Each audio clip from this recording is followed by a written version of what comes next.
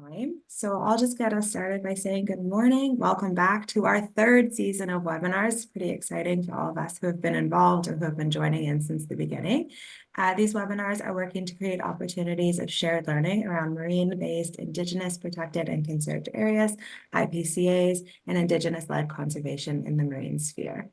So we'll do proper introductions, but so everyone knows they're on the right line. This morning, we're going to hear from a pair of speakers, Melissa Labrador, the Pemsik Conservation Mosaic Lead and Senior All-New Advisor on the Conservation and Climate Change for Oceans North, and Gabrielle Beaulieu. I'm sorry, I'm not French. Gabby, I owe you an apology for that one, but I'll try to do better. Gabrielle is the project manager with Marine Establishment and Protected Areas Establishment and Conservation Parks Canada. So two amazing presenters with us this morning.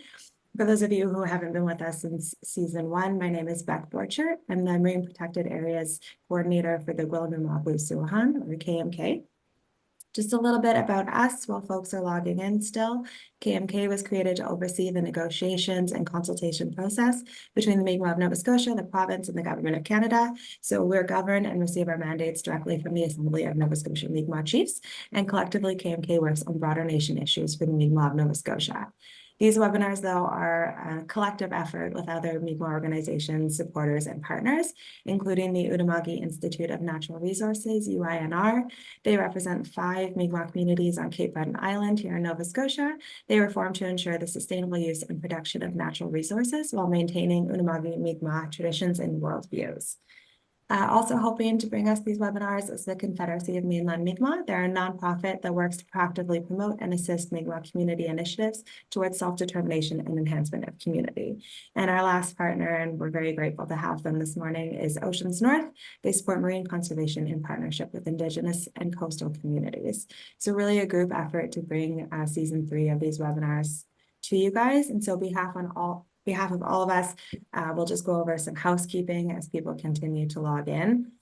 For those of you who joined us last season for Melissa's first webinar, it was our highest in participation, and today we're expecting to exceed those previous attendance records. So thank you very much, and especially important today. I know we're having some tech issues, but if you can, please keep your cameras and microphones off during the presentation.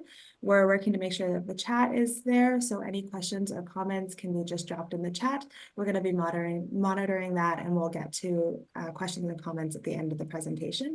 Our presentation, the formal portion today, is open to anybody who's interested, but just a reminder that we're still going to do that last 30 minutes for our Mi'kmaq and Indigenous participants only to have open conversation with our speakers. So today that'll be from 11 to 11:30. And if that's not you, we'll just ask that you head off at 11. And the presentation will be recorded, so you can check it out on the KMK YouTube page as usual. Remember, lastly, that there will be a door prize this morning, always supporting Mi'kmaq artisans, and as an extra big thank you for those of you who attended this morning. So as the last few folks log in, I get the pleasure of turning it over to our wonderful facilitator, Dr. Heidi Vegan. Heidi has been amazing working us through all of the tech issues for the last 2 seasons. She works as an assistant professor in management with Dalhousie University and focuses on leadership development, systemic discrimination, and resiliency. Heidi has extensive experience working with First Nation leaders and communities, and she has a passion for cultivating self-governing practices and sustainable communities. Heidi has been exploring the role of cultural resiliency and how we connect socially during COVID-19, and has research and workshops developed to cultivate resilience leadership. So I'm stoked to be done talking. More than happy to turn it over to you, Heidi, to introduce our speakers. Please take it away. All right, awesome. Thanks so much, Beck. It's great to see everybody here, and again to have Melissa and Gabrielle presenting. So I think this is going to be a great session. So I just want to take the opportunity to introduce Melissa first.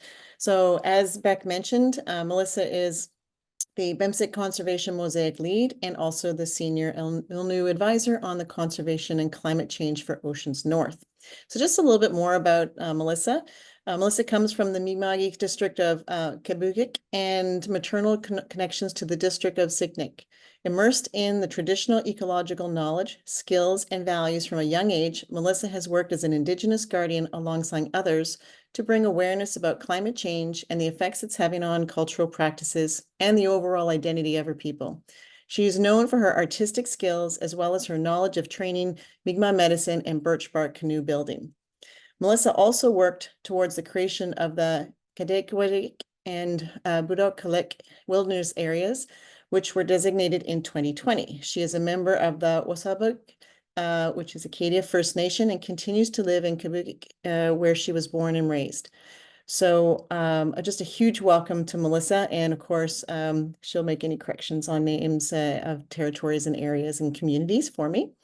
I also want to introduce Gabrielle Beaulieu. She is the project manager, Marine Establishment and Protected Areas Establishment and Conservation Parks Canada from the Government of Canada. So that is a mouthful. But specifically about Gabrielle, she holds over 18 years of conservation management and planning experience from across the Atlantic Canada region, including 11 years working for Parks Canada, supporting numerous field-based programs and projects, both in PEI and Anko'tmu'kl National Parks and Anko'tmu'kl National Park National Historic Site. Some of that work has been as a species at risk researcher, coastal restoration project manager, and a resource conservation manager. Throughout her graduate work, she has held numerous contracts with Atlantic ENGOs and most recently experiences with Parks Canada. Her work has always elevated the human aspects of conservation through outreach and education, and also citizen science projects and knowledge sharing and co-creation. So Gabrielle has built an in-depth knowledge and understanding of coastal ecosystems through her work, and during her spare time, she enjoys continuing her learning journey through gardening, caring for her ecosystem aquarium, paddleboarding along the LaHave River, and creating nature-themed stained glass art. So a huge welcome to these two fabulous presenters. So I'm going to turn it over to Melissa for a moment to introduce Debbie, who's going to be doing our prayers. Thank you so much, Heidi and Willie. Good morning to everybody. Thank you all for joining us. I've asked my son, Depgunaset, who says he has to leave at 10:30, to do the opening for us. So if you want to unmute yourself, Depgunaset. They're gonna go on now. So whenever you want to start. You go ahead, darling. Thank you.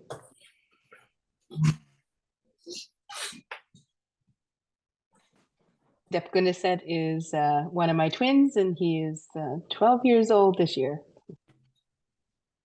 Yeah. Come on, move out the way. So instead of a prayer, I'm gonna be doing an opening. I'm saying what my mom asked me to say.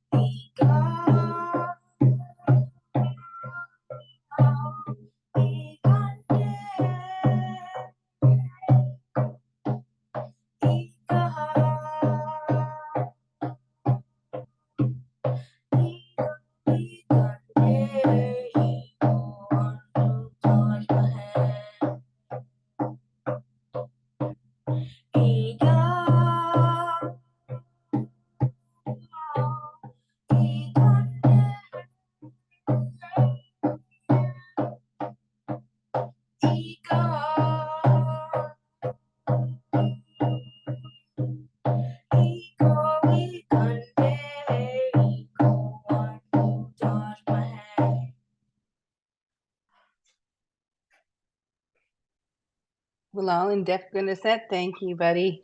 Welcome. All right, you can log off now. See you later. Okay.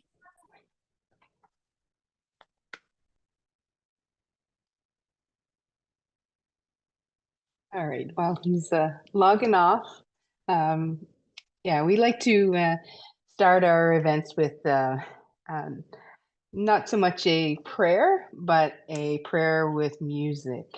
So it was really great to have Dep Gunisset join us. He's often the shy one, and usually his twin sister is the one that takes the lead, but he decided he wanted to do this morning. So again, welcome everybody. It's so great to see 100 participants for the Pemsik webinar this morning, the first for the 2024 year.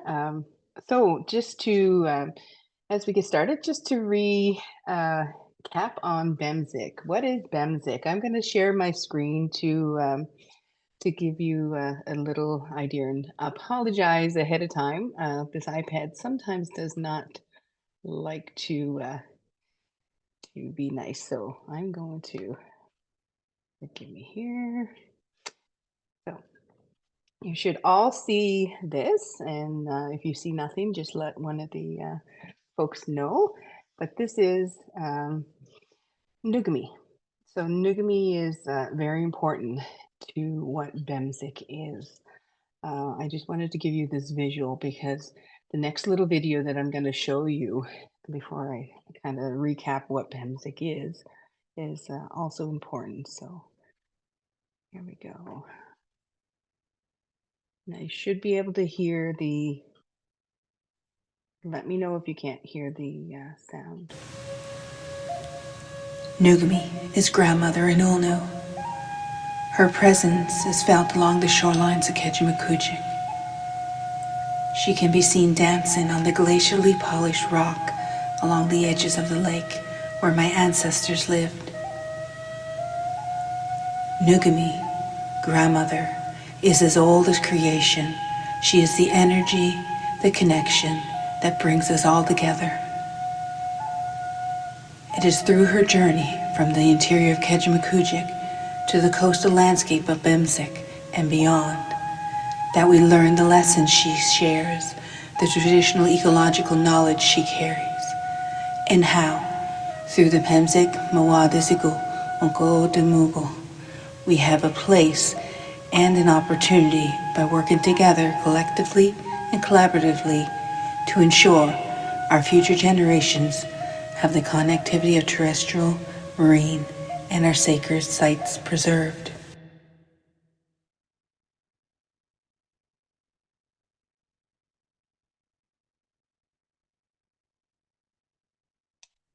That to give you an idea of the importance of Nukumi. Nukumi is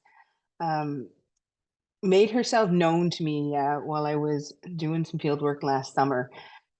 It just struck me while we were out on the shore that the study area that was evolving on the map was taking shape of Nukumi. And when I asked a coworker on the field work to kind of bring this to life, this is what it became. So when you look at the study area, which is the green and the blue of the map, you'll notice that Nukumi, which is grandmother, she fits almost perfectly in that area. So it's as if her dress is made out of water, her belt is made out of the sands and the feathers of the seabirds on those coastal areas. And her shawl is kind of got the shape of a wolf, as Chief Carroll had uh, pointed out to me, and that's her upper dress. So Nukumi has become very important for the Pemsik work that I'm doing, and Nukumi also involves everybody. Nukumi connects everybody to this work, whether you're Mi'kmaq, Indigenous, or not. Everybody has a grandmother. Everybody has a connection to a grandmother. So doing this work as respectfully as I can, I'm always mindful that this is a representation of everybody's grandmother and everybody has to be a part of it in order for it to work. So I'm going to just show you another screen here.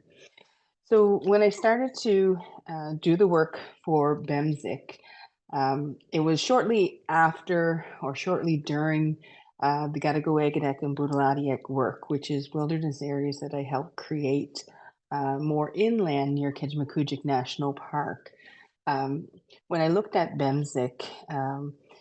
it only made sense. I did some work with Dr. Matthew Betts in 2008 on the shell middens in the area. So the initial area that I looked at happened to be the Port Jolly area. So I just want to recap these for folks that aren't that familiar with the area. So when I will bring up this old map here. So originally I looked at the Port Jolly area, which is near the pink and the tan and the green on the map in that area. And I thought it would be wonderful to do something for the shell middens in this area and heighten the importance of these shell middens and so on and so forth. But as I learned over the years from that experience of running the youth archaeological camp, I realized the whole area was important. The harbor of Port Jolly was just one little bit. So I started to expand the work and field work and look beyond Port Jolly Harbor. So Pemsik is the Mi'kmaq name for Port Jolly. So Pemsik has kind of been the epicenter of where it grew from there, which is why, the size of it has definitely changed for the study area. The archaeological footprint of my people in the area, we've got 12,500 year old artifacts coming out of the area. So it's rich in many things, especially the memories and the footprints of our ancestors. So when I looked at the study area to determine, I had to put a limit on it because I would love to study the entirety of Guestwick and create something, but I thought I would loosely follow the Broad River watershed and the Sable River watershed as well. So, from that coastal area of Pemsik, of Port Jolly, I realized that, everything that I had learned up to this point in time taught me about connection. And connection is important in nature. Connection is important in our culture, in our ways, in our traditional ecological knowledge. So connection was really important. So I started to look at, why are these areas so rich? Why are the eelgrass beds so amazing with, the blue carbon and so on and so forth? Why do the seabirds come here? The many different little things. So I realized that it's important because the land that, that ends there, all the rivers that flow to those places, they feed this area. So it's a connection that goes between, the marine and the terrestrial, and it's very strong here. It's very, it's well seen when you're on. It's hard to explain without being on the land. When you're on the land, you do see that connection, and you understand why it's a migratory bird area, why the moose, the mainland moose, come out to the ocean in these areas, and so on and so forth. So in order to tell the story of my people respectfully, I had to tell the story of everything, the whole entire story that included the land and included the marine, as equals with no boundaries. So yes, there is a study area boundary, but I tried to capture every little bit to well represent the area within that study area. And that includes for the marine component. So if you just forgive me for a moment here, I do have a better map that I will show you. So this one here, going back to Nukumi, Nukumi being kind of the foundation and the basis of everything. Nukumi's boundary, Nukumi's shape fits on this study area. And, the study area is a study area. It can change, and, it will change as things move. But for the time being, the marine, blue marine area well represents the ocean and the various ocean floors. It represents the coastal areas, the green area of Nukumi's shawl, the upper part of her dress. It well represents the terrestrial, from everything to old growth forests to bogs and swamps and many different things. So this felt like the best representation for the area to show connectivity and to show the amazing things we have in Guestwick in general and this end of Nova Scotia. So Nukumi has become the, kind of the driving force and the one that reminds us of where we came from, but she's always thinking of her grandchildren. So it reminds me and us of where we need to go so that the work that we're doing, is there for the next 7 generations and beyond. 7 generations is not that far, but we do also know that we have to go beyond 7 generations to ensure something is there. So the work to date has been lots of field work, boots on the ground, working with many, many different partners. There's so many people with an interest in Pemsik, and that's how it works, and that's how it will work, is that Pemsik is, Indigenous led, as the umbrella. But in order for it to work, everybody has a place at the table to help, to help care for this area, to help think about its future and how we can make sure we have something for, our future generations. Conservation isn't about just preventing things from happening in an area.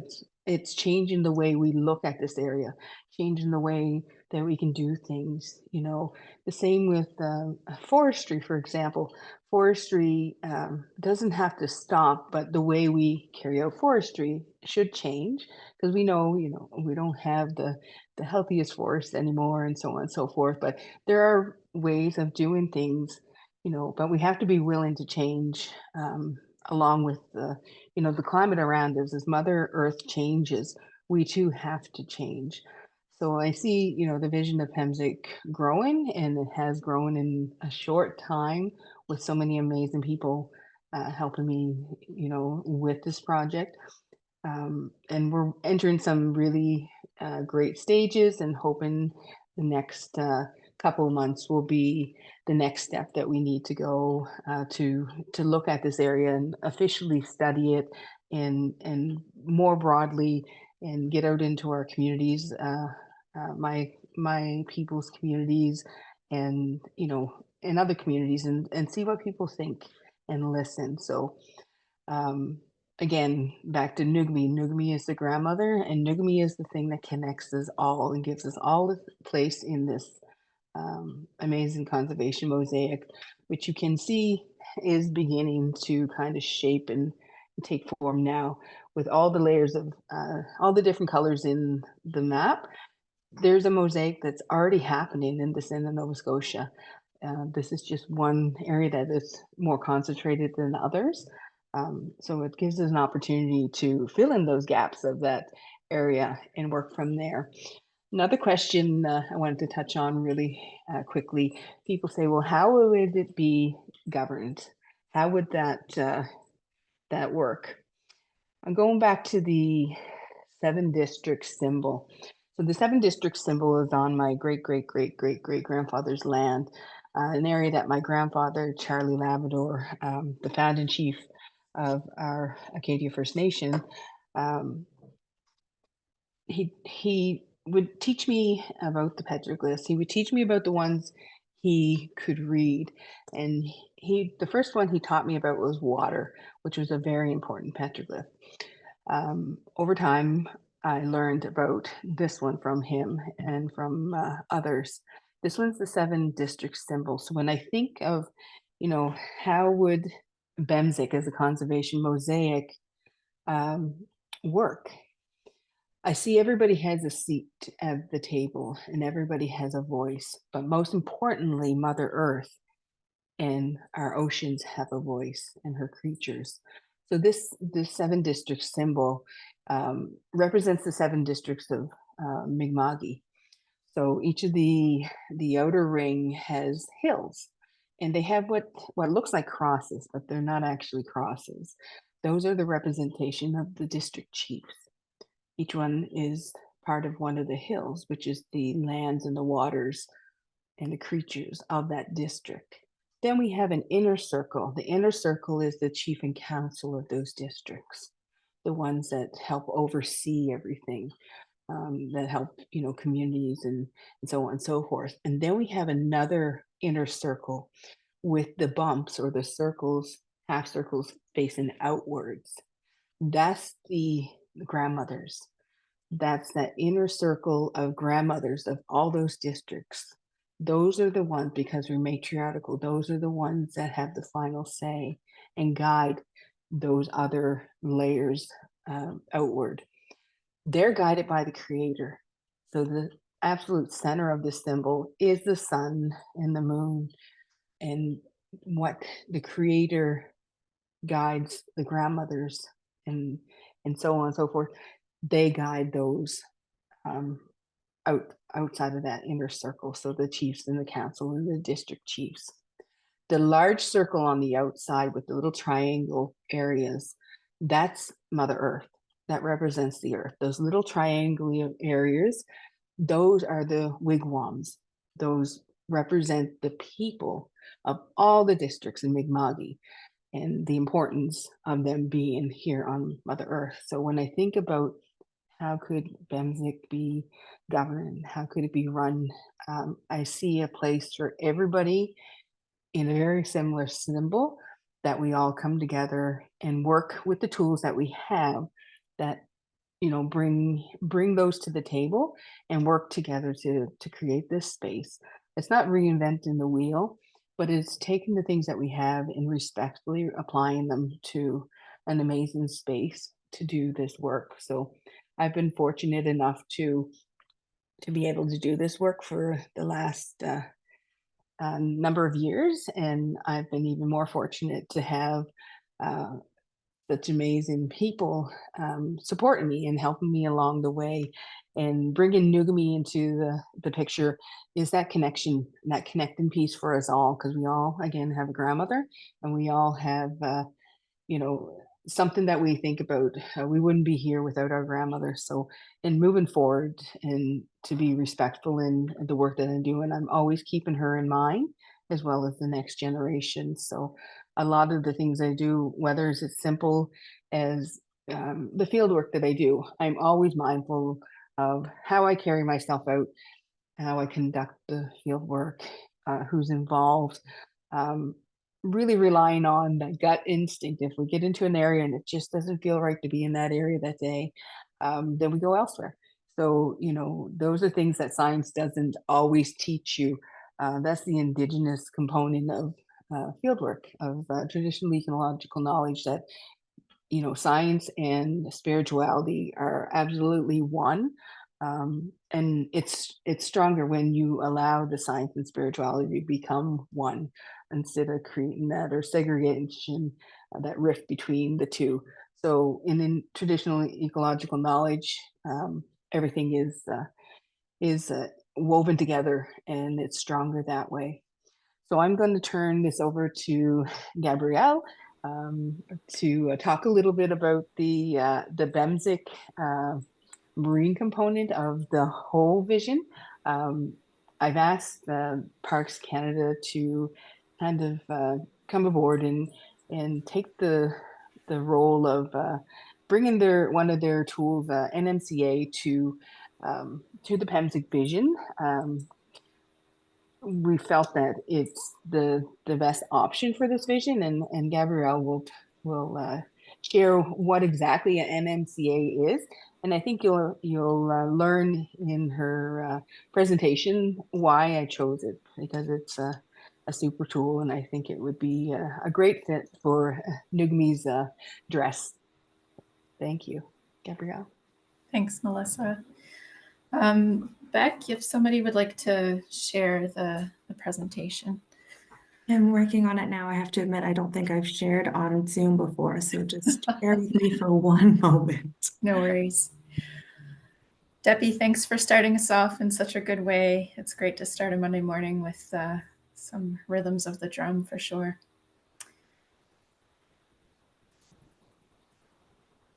How's that look? It's a little Looks confusing. good. It's a little small on my end, but I think it looks good. Okay. Sorry, Great. Okay, as we get going. I'll try to get used to asking for next slide. Certainly, I've got quite a bit of information because through the work that I've been able to collaborate on with Melissa over the last little while, it's come to light that not a lot of people know what an NMCA is. So there's going to be a lot of info around that. And towards the end of the presentation, I'll touch on Parks Canada's involvement so far in the proposed Pemsik conservation mosaic. So next slide, please. Parks Canada has a dual mandate that includes protecting and presenting nationally significant examples of Canada's natural and cultural heritage. And this is in ways that ensure their ecological and commemorative integrity for both present and future generations. To deliver this mandate, Parks Canada has over 7,000 staff and collaborates with more than 300 Indigenous communities, each with a diversity of knowledge and perspectives guiding our work. Across the country, currently, there's 174 National Historic Sites, 47 national parks, 5 national marine conservation areas, and 1 national urban park. And although Parks Canada is not as well known for its work in the marine sphere of conservation, with 5 national marine conservation areas, or NMCAs, currently operating, and another 10 establishment projects underway between now and 2030, I hope that what I'm able to present here today is just the beginning of good dialogue around marine conservation opportunities for our region. Next slide, please. So a little bit on our legislation. The Parks Canada Agency Act is really what describes our role and responsibility for meeting the Government of Canada's international commitments through implementing legislation and policies related to national marine conservation areas. This act ensures the development and implementation of long-term plans for establishing representative systems of protected areas, such as NMCAs, national parks, national historic sites. Parks Canada is responsible for negotiating and recommending to the Minister of Environment the establishment of new NMCAs, and may enter into a memorandum of understanding with any government in order to carry out these establishment responsibilities. Within the Canada National Marine Conservation Area Act, that is a mouthful, the notion of representativity is introduced, where NMCAs should be established to represent Canada's 3 oceans and the Great Lakes, that interior ocean. The Canada National Marine Conservation Area Act highlights international marine protection efforts, and that NMCAs will be the right size and configuration to maintain healthy ecosystems, all while considering a diversity of knowledges and perspectives in their planning and management. The human dimensions of effective conservation are also emphasized throughout the NMCA Act, with mention of ecologically sustainable use, benefits to communities, and opportunities for appreciating and enjoying the cultural and natural marine heritage for generations to come. Next slide, please. So the broad purpose of NMCAs is to protect and conserve representative marine areas for the benefit, education, and enjoyment of the people of Canada and the world. These areas will be managed and used sustainably with the needs of present and future generations as key considerations. This human dimension aspect of conservation is in part what sets NMCAs apart from other types of marine protections in Canada. Not only do NMCAs play an important role in protecting species, habitats, and ecosystems, or mitigating climate change impacts, they also enhance and provide a suite of benefits to Indigenous and local communities that have a relationship with these places. Parks Canada understands that the well-being of Indigenous peoples and coastal communities is intrinsically linked to healthy coastal and marine spaces. And with over 1/4 of Canadians living in coastal areas, these ecosystems are vital to our culture, our economy, and our identity. Next slide, please. So back to legislation. What exactly does an NMCA prevent? For NMCAs, legislative prohibitions are described in the Canada National Marine Conservation Area Act, and the Federal Protection Standard for Marine Protected Areas also applies. The Canada NMCA Act prohibits exploration and extraction of hydrocarbons, minerals, aggregates, or any other inorganic matter and upholds strict limits on the disposal of substances in the waters within NMCAs. Through the federal protection standards for MPAs, bottom trawling, disposal at sea of waste and other matter, dumping of fill, deposit of deleterious drugs and pesticides are prohibited. And the standard also enhances restrictions on vessel discharges. In addition to the authority described in the Canada National Marine Conservation Area Act, Parks Canada also relies on the regulatory authorities of Fisheries and Oceans and Transport Canada in managing activities throughout NMCAs, but still within the context of our Act and eventual management objectives. Indigenous traditional use also continues in all national marine conservation areas. Next slide, please. So NMCAs are established collaboratively and protect both lands and waters within Canada's jurisdiction. NMCAs may also be co-designated as Indigenous protected or conserved areas, where Indigenous governments have the primary role in protecting and conserving ecosystems through Indigenous laws, governance, and knowledge systems. At Parks Canada, IPCAs, Indigenous protected and conserved areas, may be co-designated as national parks or national marine conservation areas with Indigenous nations as co-creators, and can be designated through Indigenous law, then through partnership agreements with Crown governments. Even when not co-designated as IPCAs, national marine conservation areas weave together Indigenous knowledge and scientific knowledge throughout the establishment process.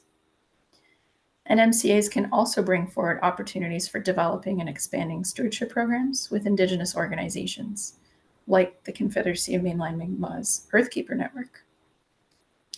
Following the steps I'll go over in the next couple of slides, NMCAs are established through an Act of Parliament. Next slide, please. So the establishment of a new National Marine Conservation Area generally follows this 5-step process and the milestones listed here on the right. You'll see there's a little QR code if you're interested in some more details. Go ahead and take a picture of that if you'd like. So the characteristics and considerations of each particular NMCA means that the establishment process is unique for every site. And therefore, there's no real specific time frame for moving through this process outlined here.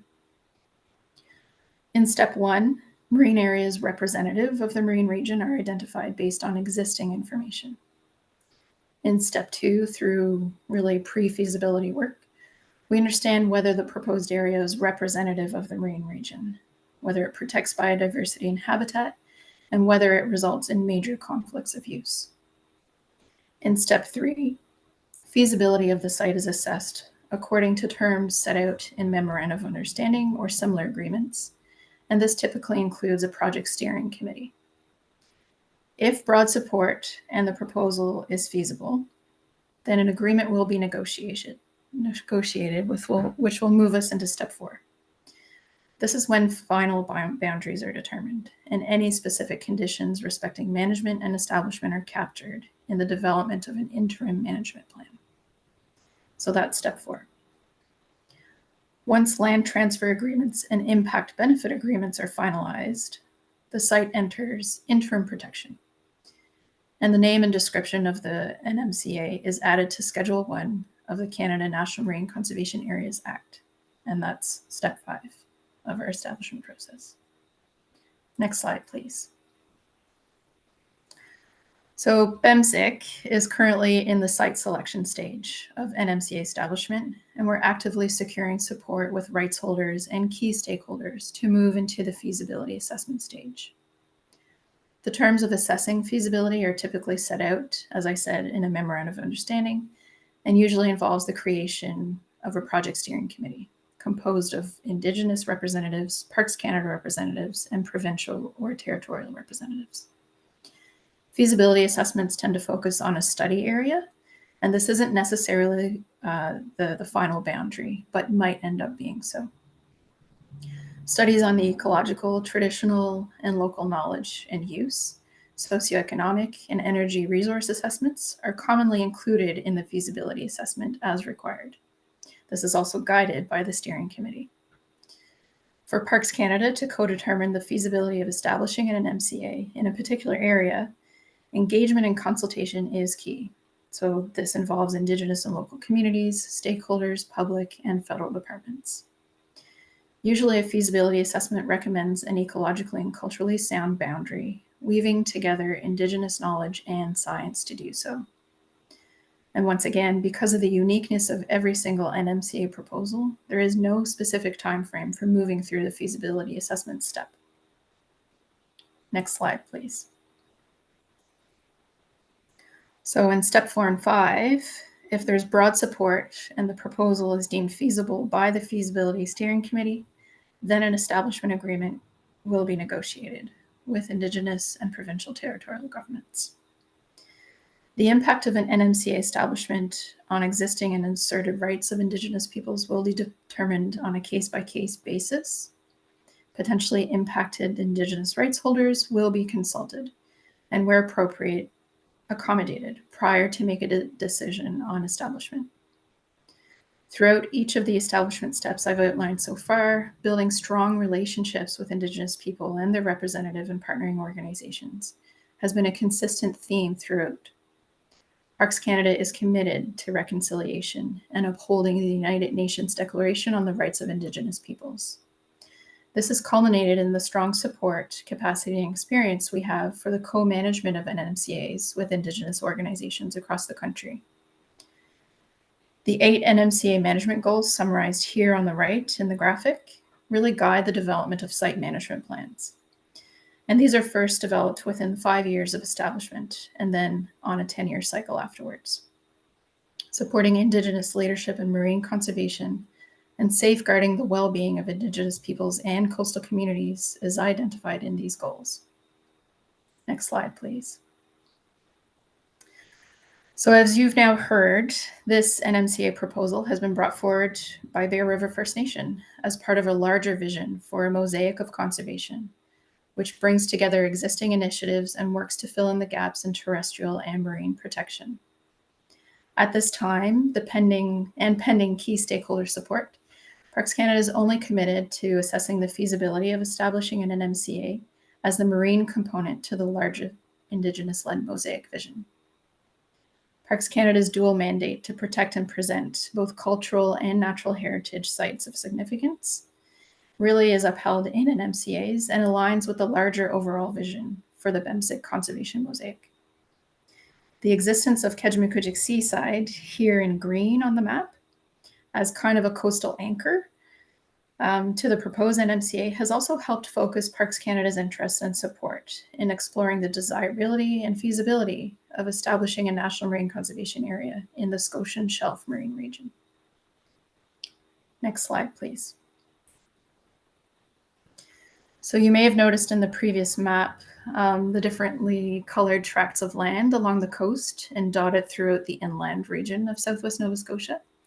These represented various types and sizes of protected areas, and it's also something that Melissa referred to in her portion of the presentation.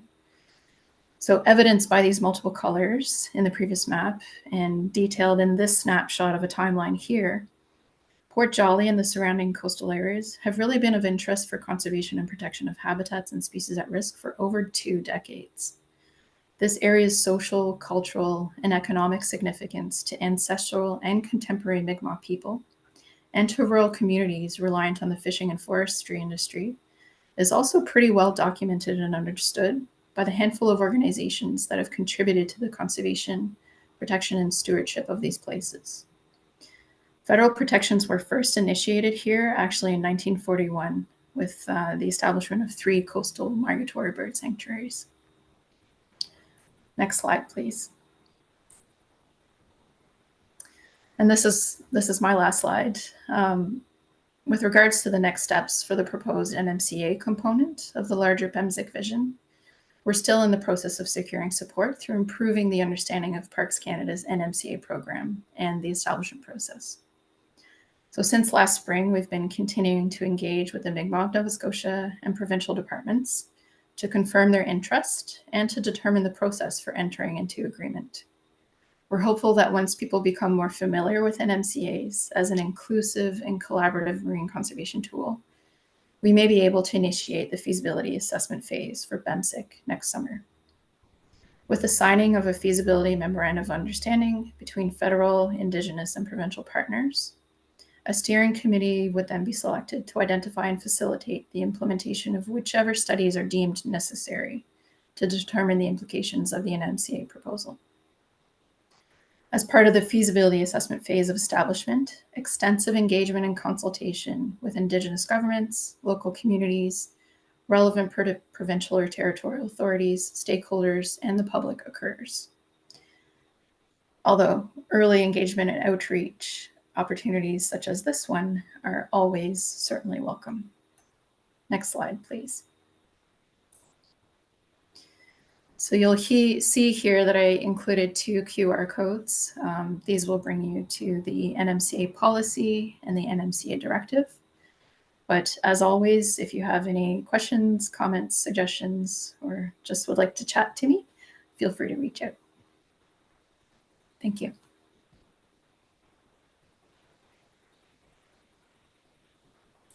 Thank you very much, Gabrielle and Melissa.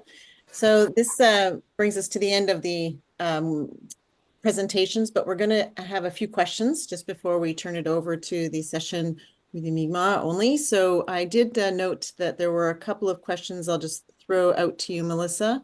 The first one was from Scott McCory. Is this message of Pemsik for everyone, or has it been a message only for the Mi'kmaq? Thank you, Heidi. And thank you for the question, Scott. Absolutely for everybody. It's just simply Indigenous-led. Many weeks and hours of boots on the ground for me, bringing everybody together. So it's unique in the sense that, this level of collaboration is not seen many times. Especially with, provincial, federal, all the partners in together. So being Indigenous-led gives us an opportunity to bring everybody. I'm a visual person, so I imagine it like Nukumi. So Nukumi, grandmother, you're invited into grandmother's kitchen, you're invited into grandmother's wigwam, and everybody's seated there talking about the opportunities here that we have. So it is definitely for everyone. I'm always thinking about that. It just happens to be I'm the driving force behind this, so Indigenous-led. Thank you so much, Melissa. And I think there's also just a comment, and I think it's more reflecting from Gabrielle's presentation, but Ken Wilkie had said very timely with the talk of mining the ocean floor for the elements needed to supply the battery industry. Our oceans are the engine of the earth. I thought that was a really interesting reflection, right, on the conversation. Any thoughts on that, Gabrielle? It's really great to hear that comment, actually. Thanks for that. And yeah, with the marine protection standards that were put in place a couple of years ago that now touch on, managing and prohibiting large industrial activity in all of Canada's marine protected areas. It's great to see that people are really starting to understand, the importance of our benthic ecosystems offshore. Thank you, Gabrielle, and thank you, Melissa. If anyone else has any dire questions that you want to ask or any comments that you just want to make, this is the opportunity to do that before we go into sort of more of a closed session. So I'll just wait to see if there's anything there. And I think that in behind the scenes, a thank you to everybody for watching how technology evolves in 2024. Just when we mastered all of this in 2023, the gremlins came out and we're putting little pictures of all of us on the screen. So we just navigate that. So thank you to the KMKNO team, communications team behind the scene, really trying to navigate that. Just a note there. I'm just going to put in the chat. You'll notice that Pemsik has joined the chat. I'm going to put a link to the little animation video and also to the original Pemsik video that I had showed almost a year ago for the webinar. I'll put that on there as well as some contact information. Perfect. Thank you so much. So I think that there's, I see the links going up, and I think Mary McIntosh just has a question. I see where Port Mouton Island is included with this. Does the marine protected area preclude open pen fish farms, as is dormant off of Caters Beach, but it might be Carter's Beach there. Carter's Beach. Yeah. That's a great. I'm just going to bring up my chat here. Great question. To just touch on the Port Mouton Island, I wanted that to be included in this whole vision of Pemsik. It's an important island historically, and it's an important island for the community. And the vision involves community, whether it's Indigenous or not. Making sure the community is looked after and making sure the community is heard. So Port Mouton Island was mentioned many, many times. So the hope is to somehow acquire it as part of the Pemsik conservation mosaic vision, and that'll remain with the community.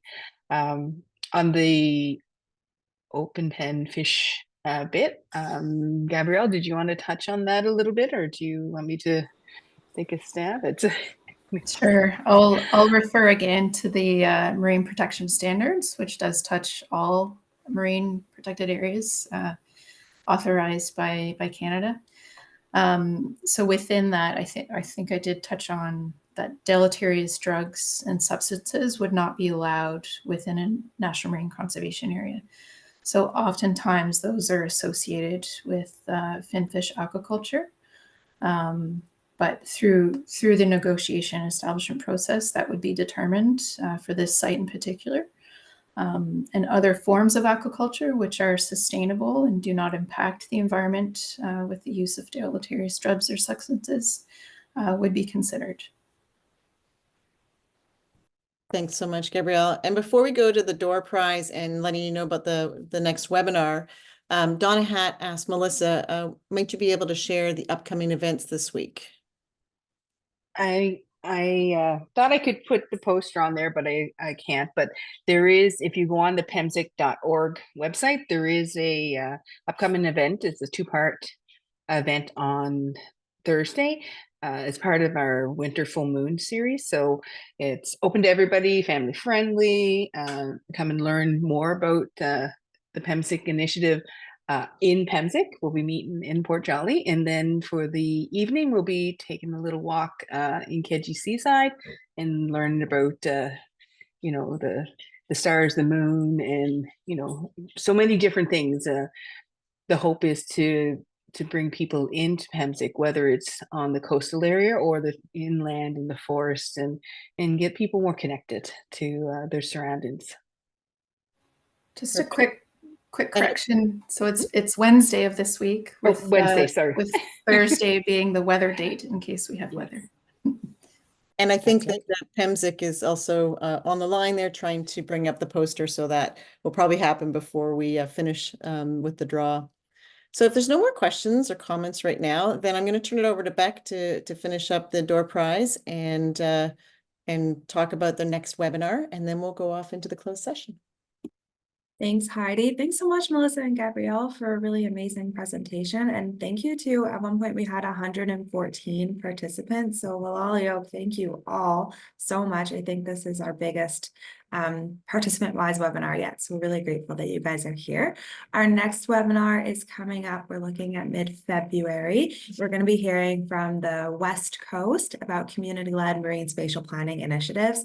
So it'll also be a joint presentation between organization and community, talking about how they've been able to promote marine spatial planning within community and use it for Indigenous-led conservation initiatives. So excited about that one. Wherever you saw the poster for this one, you'll see the poster for the next one, and we hope that you can join us. We do also have a door prize winner, and so this season the door prizes are coming from mainland Mi'kmaq community members and local artisans. And so our door prize winner today is Nancy Saunders. So we have your email, but if you want to be triple sure, you can drop your email in the chat and we'll be sure to reach out and get a mailing address for you. Congratulations to our door prize winner. Just Walalio, thank you all for joining. We are going to spend the next 5 minutes, I think, just transitioning to our Mi'kmaq Indigenous only portion so that we can have some really great conversation with our speakers. So thank you to everybody, and looking forward to the next half hour of the the dialogue.